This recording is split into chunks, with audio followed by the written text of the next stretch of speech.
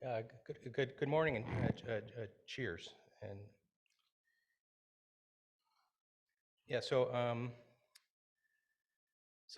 what I'm going to talk about today is the mission of a new NIH Office of Nutrition Research that Francis Collins created. Uh, uh, he took our NIDDK Office of Nutrition Research and moved it to the Office of the Director uh, about 2 years ago, and outline our strategy to accomplish the mission of the office within NIH. And I'd like to outline a sort of aspirational concept we have that addresses our mission and provides an opportunity to take advantage of teaching kitchens and culinary medicine. I was asked to provide, a comment or quote, and uh, teaching kitchens provide an opportunity to increase nutrition education of medical students, staff, and the community. Um, we hope this can be a broader program to elicit behavioral change in patients to improve health. Something that sort of has inspired me from an Aspen Institute report about food as medicine research opportunities that appeared last year is that few people report receiving dietary guidance from their healthcare provider, but 78% of those who do initiate dietary change. And so from across the federal government, our federal partners are reflecting about having the healthcare enterprise lean in more for addressing these diet-related chronic diseases. Um, oh, some of my sister agencies say to me, well, I'm a doctor, and doctors aren't taught any nutrition in medical school, and so we don't think that that's a good idea. We think we should have public health approaches or something like that. But I think within our medical centers are our smartest people in the country. They've sort of not they've been sort of left on the bench related to these diet-related diseases.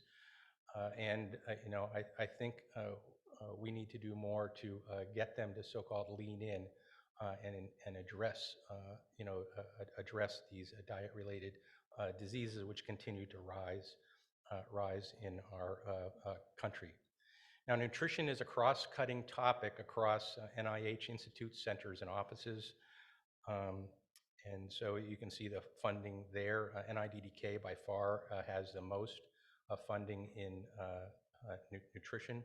We do have a sort of search term for grants for nutrition, and this includes, funding of diet-related diseases. So we may have many studies in where nutrition or diet isn't actually being measured, but it's counted towards our nutrition dollars because it's addressing these diet-related diseases. But our expenditures were about $2 billion in fiscal year 2020 with about 5,000 projects. And so when you have so much research going on and it's parsed between different silos, it presents an opportunity to sort of better coordinate it across NIH. We frequently have things where people will have a research idea and then send it to one institute to look at stroke and another institute to look at kidney disease, the same idea, just moving the words around or something like that. And so we think there's a better opportunity to coordinate that to free up dollars for other sorts of research. So the mission of our office is to advance nutrition science, to promote health, and to reduce the burden of diet-related diseases. There's 26, 27, 28 or so diet-related diseases, and to reduce nutrition health disparities. And so that's an important goal of our office. And so we coordinate and implement the strategic plan for NIH nutrition research. When that was developed, usually in strategic plans, they are not initiative-based. They're usually just sort of lay out a broad vision of sort of topic areas and things that NIH would like to work in. But Dr. Collins told us he said, "Where's the initiatives?" And so as you read through our strategic plan, you can very easily see what funding opportunities might emerge from each of the strategic objectives. He, uh, he told me that he wanted us to come up with big ideas and to coordinate those across the agency. One of the projects that we're doing now is that was just mentioned is the Nutrition for Precision Health study. That's a $180 million study that involves metabolic kitchens across the country.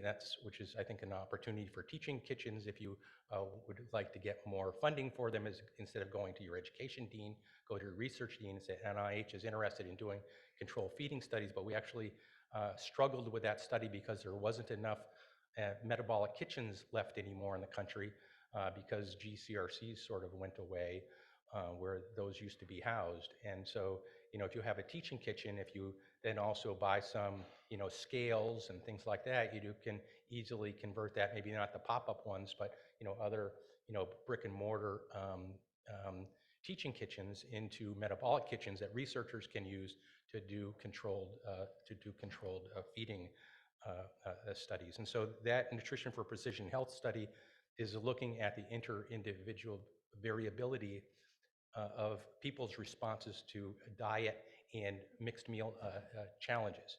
So we know that there's a huge amount of variability when people's responses to diet. We see that in weight loss. We see that in bariatric surgery weight loss, that some people's can keep their weight off and other people will come back. But there's so many other things that we see when we give people salt challenges and look at their blood pressure.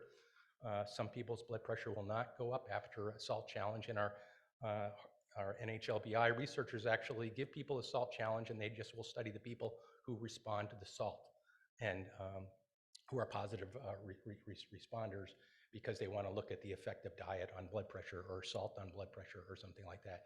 So this study aims to try and identify the factors, and we're really phenotyping these people very carefully with all of our omic tools, including CLIA-certified medical genetics, to understand, what underlies in microbiome, what underlies this inter-individual variability in people's response.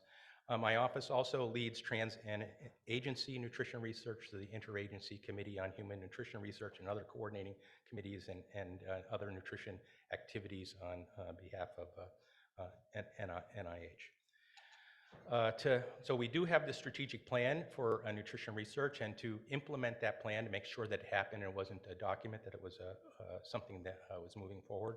We created I stood up seven implementation work groups that are topic specific: nutrition and health disparities, foundational nutrition research, nutrition across a lifespan, methods, medical nutrition. We recently had a workshop on malnutrition in clinical settings, a 5-day workshop that you can still go and view. Microbiome, diet, and health interrelationships, basic science, and implementation of programs, practices, and behaviors.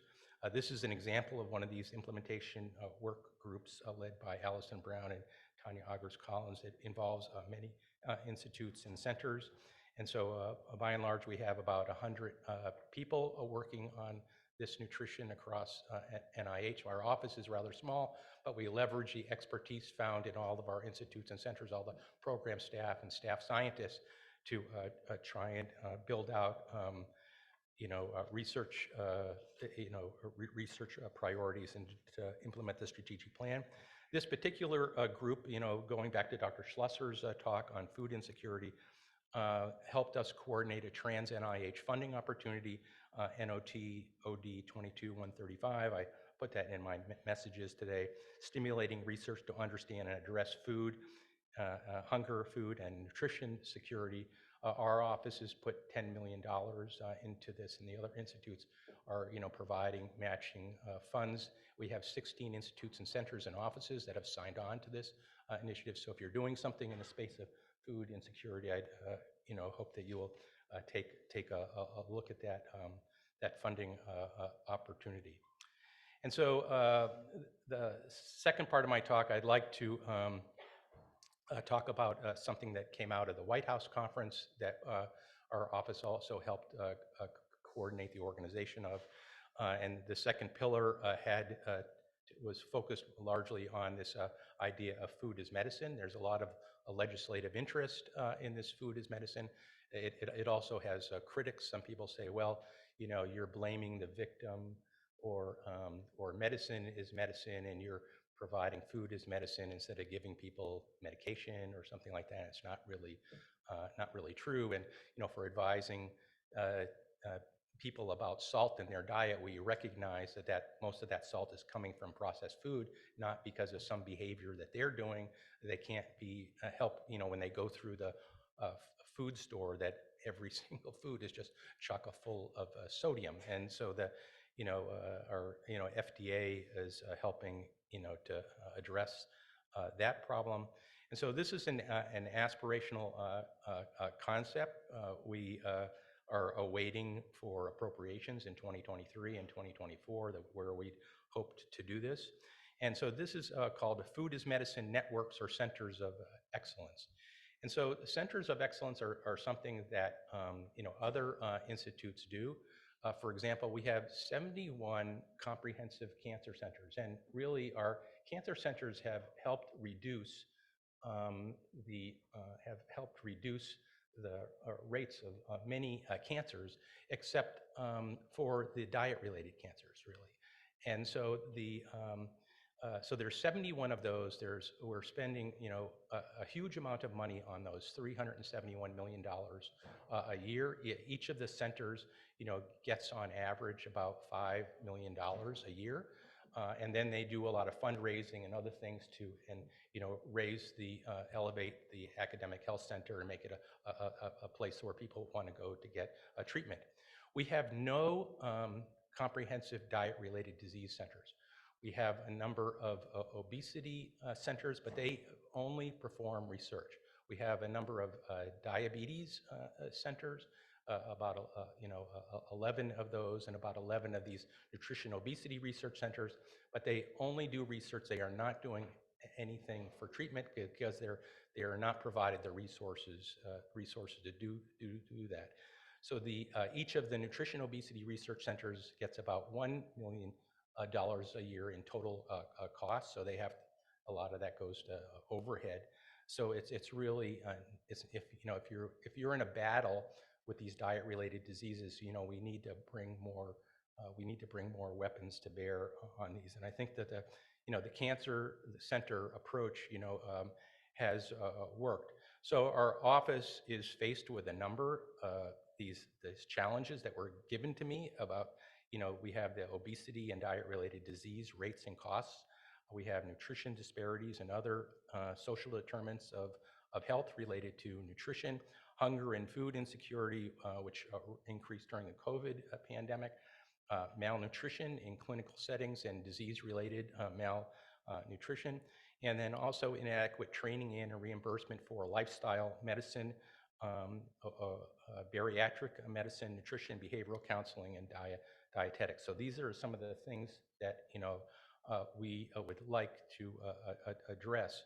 And and many of these problems this group is familiar with, that we have increasing rates of obesity and diet-related chronic diseases, costing trillions of dollars each year in direct healthcare spending and lost economic productivity.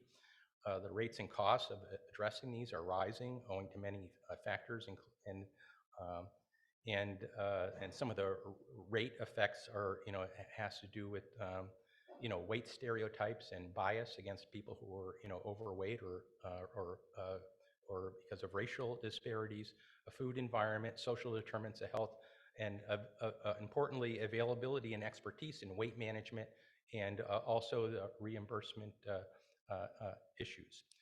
Um, Research suggests that over 96% of the population with obesity had an unmet need for care because of the distribution of lifestyle medicine and ABOM certified physicians across across the country. Uh, we also have these problems of nutrition disparity and social determinants of health. So various community and environmental factors confound treatment. NIH spent a lot of money on these copter trials, which I believe UCLA participated in, where we took our best culturally sensitive interventions to address childhood obesity and tried different strategies across the country to reduce the rates of childhood obesity. They largely failed, despite a huge amount of money and people's, sort of ideas that were vetted by study sections and things like that, and prioritized many applications, and only some of them, some of those ideas won, and they didn't work. And as we look back to try and do a post-mortem on those childhood obesity studies, we found that, you know, um, a lot of the participants, just had overwhelming stress in their life. That, this one, had to move 3 times during the study. This one's dad was shot by the police. So, all those kind of stresses, environmental stresses from, food insecurity is one of them, housing insecurity, racial disparities, all those things increase cortisol. And anybody who has had a patient who's taking cortisol knows that, that's not a good strategy for weight loss. So the risk for obesity and related comorbidities are higher in adverse social circumstances, which are part of systematic structural dynamics that curtail opportunities for advancement. And then we have fragmentation of the authorities who are charged with addressing things like who addresses housing securities. It's the same people who are addressing food insecurity or addressing SNAP and WIC, and they're different authorities. We need to somehow get them together. The levels of hunger have been rising in the U.S., worsened by environmental change and weakened supply chain that restricts access to nutritious food to underserved populations. In 2021, 13.5 million U.S. households experienced food insecurity, and the rate of that was higher in households with minority populations and those with children. And this has health, behavioral, and social consequences.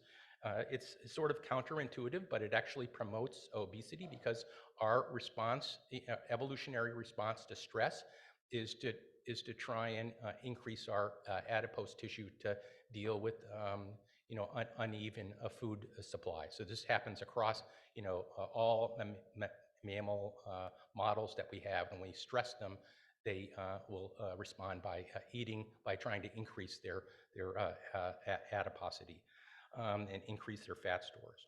And so, but food insecurity is related to depression, social consequences, including reduced therapeutic adherence. We see this in HIV populations, and cognition, access to self-care resources, and poor mental health.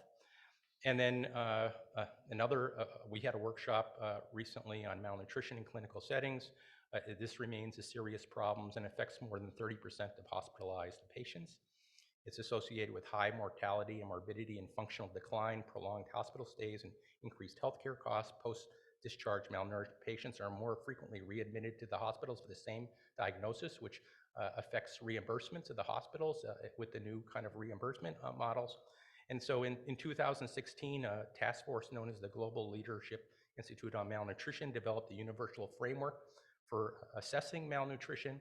However, such screenings, we all go to the doctor, and what happens, you go in and see the nurse, they weigh you, and they take your height and do your blood pressure and things like that, but they don't ask you usually about, food insecurity, and they're not screening you for malnutrition, or hidden hunger. So those kind of assessments are not routinely performed. And then finally, we have this lack of training. We're going to be talking about that later on today. That some physicians and my CDC colleagues would say hardly any physicians are adequately trained to talk about nutrition, perform motivational interviewing for behavioral interventions, and there's not geographically, if you look geographically, there's just simply not enough ABOM or lifestyle trained physicians. There's also inadequate reimbursement for and time to properly manage behavioral interventions. Maybe reimbursement rates are something like $26 or something like that to do a behavioral intervention for obesity that really requires, long-term contact over time. And then, even though we're talking about nutrition, there are new obesity medications, but most insurance companies refuse to pay for that or cover effective weight loss therapies, even when doctors deem them medically necessary. There was a story about this in the New York Times about a month ago. So, what is food as medicine? It's an umbrella term. This is from the Aspen Institute for programs that respond to the link between diet and health involving the provision of healthy food. So, medically tailored meals, grocery or produce prescriptions, culinary medicine, that sort of thing. But importantly, they in the Aspen Institute, they said it has to have a nexus to the healthcare system, which is often deploying clinical nutrition or lifestyle medicine approaches to their patient community. And so I think that nexus to the healthcare system, which I read about in the Aspen report, has really, sort of motivated me, because this is not something that we consider medical centers to normally do. They're not normally feeding their patient community. They're not, trying to provide, teaching kitchens or, or, or other sorts of approaches to make sure that their food security needs are met. But if there is interest in funding that sort of activity, if they're doing that activity, why shouldn't they do the other things that are needed both within their walls, such as improving nutrition education, developing residencies for lifestyle medicine or bariatric medicine, not bariatric surgery, and doing the low-hanging fruit in their communities, like making parks and things safe to work with the police to make the parks safer, work with the community and those with lived experience to help address the low-hanging fruit problems that can be addressed to reduce stress, which impacts their obesity and diet-related disease rates, or to work with. And so the healthcare enterprise has things that WIC and SNAP local offices don't have. They have educational expertise. They have conference rooms and things like that. They do, WIC and SNAP can't do fundraising, but the academic health centers can do fundraising to sort of address these problems. So we feel that there's an opportunity for food as medicine to address hunger, food insecurity, and healthy eating. And again, if they can do that, why shouldn't they just take the next baby step and address the other systematic internal and external barriers preventing us from moving the needle on obesity, diet-related chronic diseases, and disease-related malnutrition. NIH is a research enterprise, but we do have these comprehensive cancer centers. The comprehensive cancer centers, they perform research, but they also treat patients. They are supposed to be working to engage the community. They're supposed to be doing community engagement, and they're supposed to be doing education. So teaching kitchens, that's education. So they could conduct to keep us on our research mission, implementation science, efficacy and health quality research that provides the value and medical economics evidence for improvements in the healthcare system practices and reimbursement policies and community wellness. They could increase dietetics. We'd hope that they would increase dietetics and social workers and connections with the university's nutrition science departments, which are not normally located in an academic health center. We find the other basic sciences, physiology, pharmacology, anatomy, pathology, and we're teaching those courses, but they are not normally in an academic, for historic reasons, they're usually located on another campus. And then we could develop innovative and testable local solutions to these earlier described problems.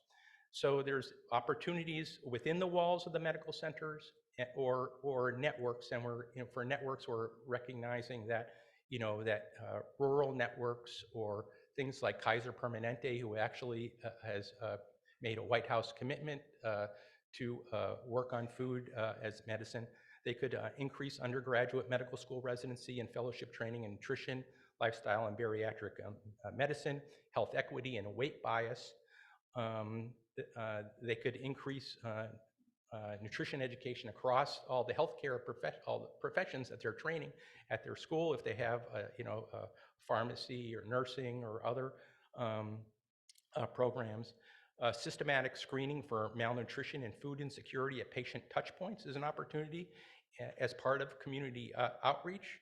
If you're going to have a healthcare fair and you're going to do people's A1C or something like that and take their blood pressure to health at a sort of a community engagement thing, food insecurity and nutritional status. They could perform health quality research where the research provides the reimbursement for an approach like teaching kitchens or other sort of food as medicine practices and show that that actually makes a difference to reduce food insecurity, clinical malnutrition, hunger, and obesity, and the improvements to diabetes-related chronic disease rates. They could increase the number of staff dietitians and medical social workers.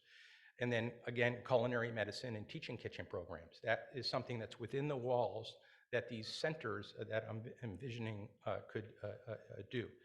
Then they have opportunities in the communities. We recognize that they have staff. Healthcare. People mentioned the other day that the nurses and other healthcare professionals they're dedicated to the health of their community. But they do have these, as I mentioned already, these facilities and expertise in healthcare, fundraising, and education.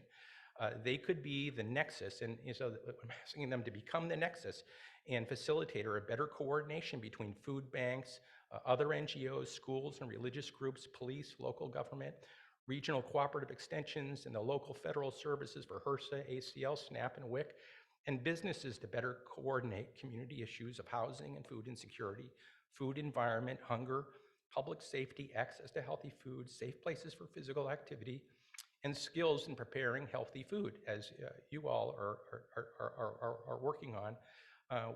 Most high schools in the country, we no longer have, home economics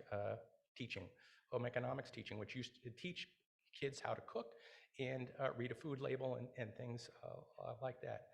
And so our vision is for a health system to perform research on the efficacy of being an agent of change in their community through expansion and defragmentation, coordination, and facilitation of ongoing efforts that are happening in the community that maybe would like to join together with the doctors and nurses and dietitians to reduce community barriers and factors underlying food and housing insecurity, malnutrition, obesity, and other diet-related diseases. One of our funded investigators, Shariki Kumiaki, provided a framework for potential policy and systems intervention changes. I have a link to her article here. And she has another, a set of examples, reducing deterrence, building on community capacity, improving social and economic resources, and increasing healthy options that she's written about. And so these food as medicine networks or centers, could develop common evaluation metrics that can effectively measure the effect of food as medicine interventions in different health conditions, evidence-based diagnostic instruments and treatments for malnutrition in clinical settings to improve healthcare quality and treatment outcomes and wellness, a profile of people who will benefit from different types of food as medicine intervention, who's going to benefit from culinary medicine and teaching kitchens, versus just providing meals on wheels or something like that. And then amassing a large evidence base on relevant statistics, as some of you are trying to do, to motivate policy change and uptake of the studied interventions by the healthcare industry, insurers, and policy makers. Our hope is to bring together, if we can fund a set of these, bring together these centers. NCI does this by having for treatment, but to have lessons learned meetings that with the centers and in communities, to showcase innovation within their own healthcare system and in communities, along with regionally appropriate and culturally sensitive food as medicine best practices. This is something that's often criticized as the food is medicine, is that they are not regionally appropriate if the government is doing it or culturally sensitive. And so that's that community engagement part, talking to people, lived experiences, and understanding their, where they are and what food means to them and things like that is, critically important. So that's, yeah, that's my story, and I'm sticking to it.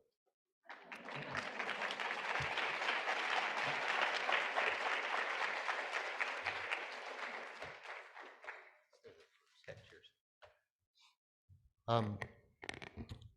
I just want to say that apropos of my comment, intention drives will, which drives everything. We just heard from the administrator of nutrition research across this country of a clear intention to elevate this question of food as medicine.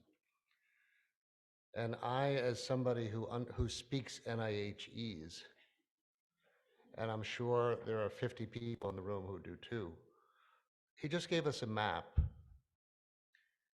I think it's fair to say, you'll correct me if I'm wrong, that there will be opportunities for many of us and those online to apply to participate in these networks, to apply to become some of the centers of excellence, to use our contacts in the community and academia to say we can do this together better. And happily, I think there is a role for teaching kitchens within the food as medicine future. So I just really want to thank Dr. Lynch, who will be here during the break and during the day. We don't have enough time for Q&A, but a big round of applause because his intentions are clear and wonderful. Thank you so much.